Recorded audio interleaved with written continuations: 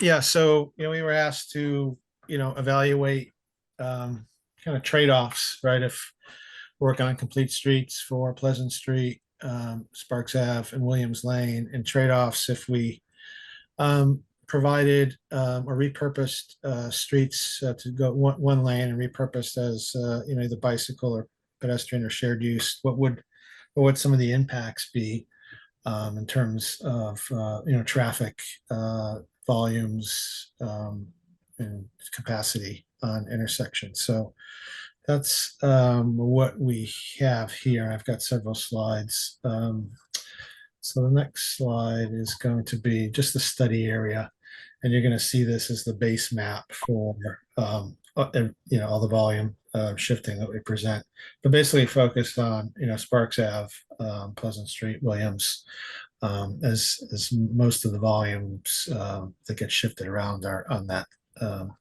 base area. So we identified actually 7 alternatives and I compared against the existing conditions. So any changes that we show are against existing volume operation conditions. And you don't have to remember all these. This would be on each slide, but alternative one is Pleasant Street, one-way northbound between Williams Lane and Five Corners. Alternative two was Pleasant Street, one-way northbound, the entire length. We actually removed that for consideration. We didn't seem to have a lot of utility. Alternative three was Williams Lane, one-way westbound. Four is Williams Lane, one-way eastbound. And five, six, and seven, we start combining those alternatives from above. So five is Williams Lane, one-way eastbound with Pleasant Street, one-way northbound for the entire length in the study area. Six is eastbound Williams Lane with Pleasant Street, one-way northbound from Williams Lane to Five Corners. And then seven is similar, except Williams Lane is one-way westbound. So those are the alternatives that we evaluated. And I'll just say that these, when we look at these alternatives, we're looking at converting some of the street segments from two-way to one-way. So whenever we do that, we're really reducing capacity. So the traffic has to be shifted, somewhere, and that's kind of the focus of our analysis. And just the approach is we're going to show AM peak hour analysis. We have PM peak hour, but AM peak hour was probably had some higher volumes in some location, but PM is similar. Traffic volumes, shifting are based on circulation patterns and count data. And we don't have perfect data. We have different counts from different years, even some of it's pre-COVID. So, we're basing it on the best, information that we have. It's not a perfect science. We're looking at kind of major shifts in volumes. There's probably shifting that's occurring in every street in the area, but we weren't really worried about small shifts in traffic volumes, like 25 vehicles or so.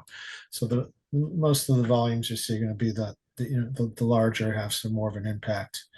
So we calculate and summarize those volumes and percent change, and we performed intersection capacity analysis at those five intersections you see there in the study area from Five Corners to the roundabout. And I'd like just to go through these. There's a lot of numbers. I'm not going to spend a lot of time on every single number, but maybe just highlight the kind of the focus of each one of these. So this first one is alternative one, Pleasant Street, one-way northbound from Williams Lane to Five Corners. So one-way northbound travel, or eliminating the southbound travel here on Pleasant Street. So most of the shifting, like I said, we're not going to not showing a lot over here into Orange Street. There'll probably be some, but probably more so on Atlantic Ave, Sparks Ave. You're going to see this kind of pattern a lot in several of the alternatives, where we're eliminating the southbound and 250 vehicles in a peak hour. You get shift over to this side in Atlantic and to Sparks, and on the short one here, the triangle, either shift back to Williams Lane or they continue down Sparks. So not 250.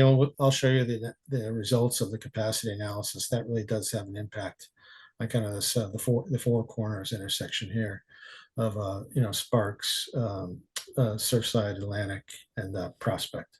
So most of the impacts there are limited to Atlantic, small portion of Sparks, and Williams Lane in this one.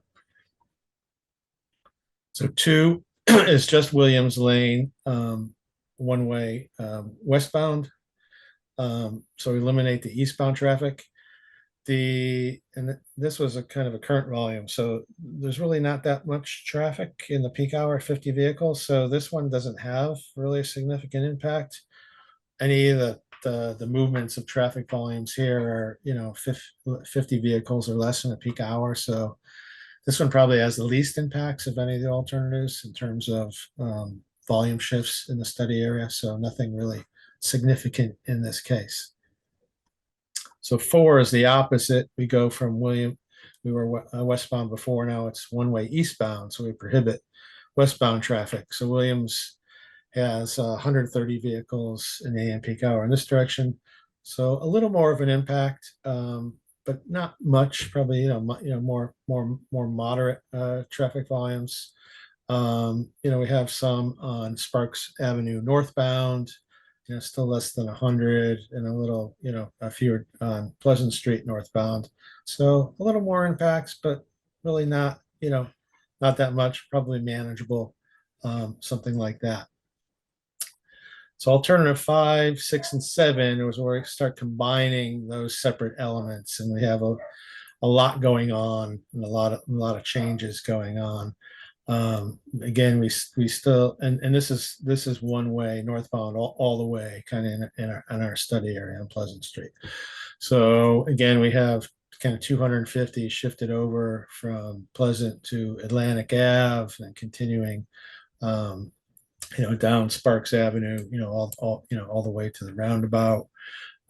We have some traffic volume added on a lot of segments on Sparks Avenue northbound, a little bit on Pleasant Street, some on Orange in this case. So there's a lot of changes, but the highest volumes again are kind of this corridor, this Atlantic Ave, Williams Lane, Sparks Avenue.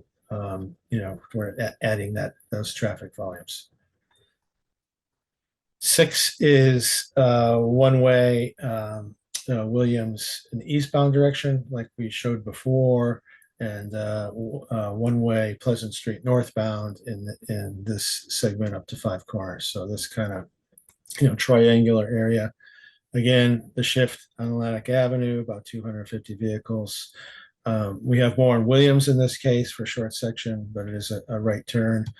We have about 90 vehicles northbound on Sparks, fewer vehicles on Pleasant Street northbound.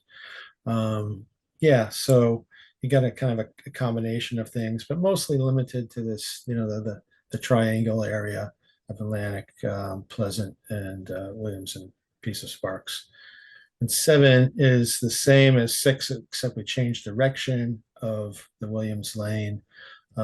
Similar type of changes, except the volumes are a little heavier added on to Sparks traveling southbound, and there are some impacts here to Sanford in this case. For vehicles, there's not really a cutover on Williams Lane until you get to Sanford. So the volumes that were shifted on Atlantic here continue further down to Sanford and continue on. So those are kind of the individual magnitudes of shifts. We rounded numbers here, so we're not getting down to like individual vehicles. So we either rounded to 5 or 10 for magnitudes of volume shifts. So then we looked at this, a few different ways. And Mike, if you have any comments, feel free to jump in on this. But this was an evaluation matrix I think we had before, kind of in a rough form. So we kind of quantified some of this based on some of the findings. And this first page is Pleasant Street. And here the criteria across the top: traffic impacts, right-of-way impacts, bicycle, pedestrian accommodations, and cost. And this first segment is Pleasant Street. It's that shorter, the northern section, 5 corners to Williams. And the way to look at this is anything in red is more of a significant impact, a negative impact. Darker green is more of a significant benefit, and the light green is kind of a smaller benefit. And anything not shaded is more or less no major change. But so Pleasant Street traffic, yeah, I talked about the four corners traffic shift. So the intersection already operates at a failure level service F with high volumes. So this would exacerbate that delay. A left LOSF is as low it goes, but it gets to be a worse F, and that's for alternatives 1, 5, 6, and 7. This is for the one-way option. The two-way option really doesn't have any impacts. Right away, yeah, there's with the two one-way we don't have that, but the two-way we have some sidewalk, private property, and utility issues. Bicycle and pet issues, they're all pretty good. It's generally benefits, depending, regardless if you're one or two way. And there's some cost implications with the utility poles, utility vaults. So this next section is William Street down to Sparks, and this is just alternative 5. It's the only one we evaluated. Same corner, same issue at 5 corners, exacerbate poor performance at 4 corners. And then this one, since we do have the one way, it does reduce kind of vehicle circulation and access, and some side street impacts. We do have some right-of-way issues due to angled parking, in this particular from Dave Street to West Creek Road, for both one-way and two-way. Bicycles generally good, although we indicated that bicycles traveling adjacent to angled or parallel parking, there is some impact there. And then same thing, some construction cost here with utilities. And the next slide is Williams Lane. Not as many impacts. There are some impacts with traffic around Atlantic Ave, as we showed. Right away, yeah, in Williams Lane for a sidewalk, we probably need some property utility relocation. Again, mostly benefits on the bicycle pedestrian side, although if we go with a share the road facility, it's less of a facility than a dedicated bike lane or shared use path. And then there's again some utility or right of way cost with the two-way here. So that's one way of looking at that criteria. The other way is I don't expect you to be able to see a lot of these volume shifts, but the colors show the green color shows we're adding traffic to roadway segments of greater than 90 vehicles in the morning peak hour. Yellow is where we're reducing traffic volumes greater than 90.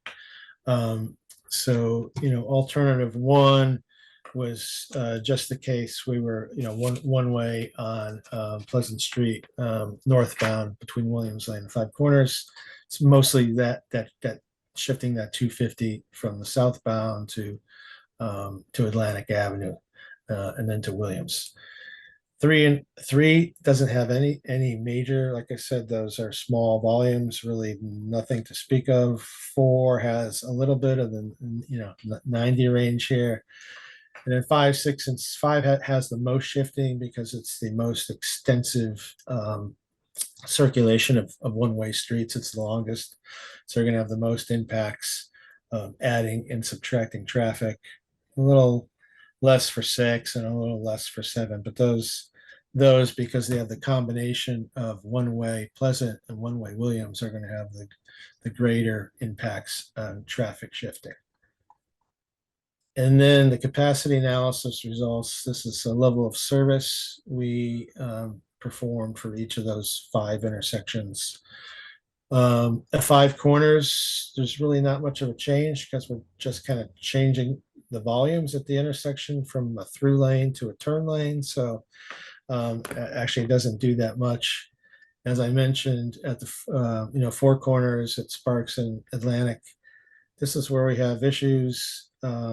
Alternative 1, where you could see, okay, overall delay is 137, then 224 for alternative 1, 5, 6, and 7. So we are increasing delay quite a bit. We're not showing queue length, but queue length would increase at this intersection. That has most of the impact for all the alternatives, except when we just do William Street in one direction or another. And then Sparks at Williams, this is where we add a lot of left turns and opposing the turn from Williams Lane that does go from the level service D to F. Most of these greens are positive because we're really eliminating the movement. So if we have, one way, one direction on Williams Lane, if you eliminate that approach, you're not going to have any delay. So yeah, it goes from D to A. It's because you don't have that volume or conflict in that case. So, but in terms of the other intersections, there's not a lot of impacts, but it is focusing on that corridor, Atlantic, Sparks, and Williams, kind of particularly in the southbound direction. Jeff, we have to wrap this up here at 5. Yeah, that's a quick summary. So yeah. Okay. Mike, was there anything else that you wanted? You looking for a recommendation from us? I mean, we lost Ian, lost RJ. I didn't know that RJ was off. 1, 2, 3. Yeah, it looks like we just lost a quorum. Yeah, that So we happened will right at 5. Yeah. Okay, so apologies for running a little long there. What we can do is hold this over. Jeff did his presentation for you to kind of maybe digest it and maybe introduce these evaluation matrices. We will seek some guidance or recommendation from this committee and then take it to other committees and boards to consider. In a nutshell, Four Corners is the intersection that's going to be impacted. If you want to accommodate bicyclists along Pleasant Street, that's really the big takeaway and the trade-off. If bicyclists aren't as well accommodated, they'll likely be overburdening the sidewalk that would go in. It's intended to improve pedestrian circulation, so that's just something to juggle. I know we're getting late in the meeting hour, so I'll leave it at that and say we can bring this back for the next meeting if you think that that's acceptable. Yep, that's fine. Okay. Well, we don't have to make a motion to adjourn, so. No, I appreciate the time, Mr. Chair, and I'll be in coordination with you and Ian about scheduling the next meeting. And I want to thank John, Michelle, Jeff, Matt Fee, and Alexis from Mass Bike from hanging in there. Thank you. Thank you all. Thank you, Jeff, for the presentation. There's a lot of great work. And I read it and then listened, and now I got to go back and digest it again. I know there's a lot there. So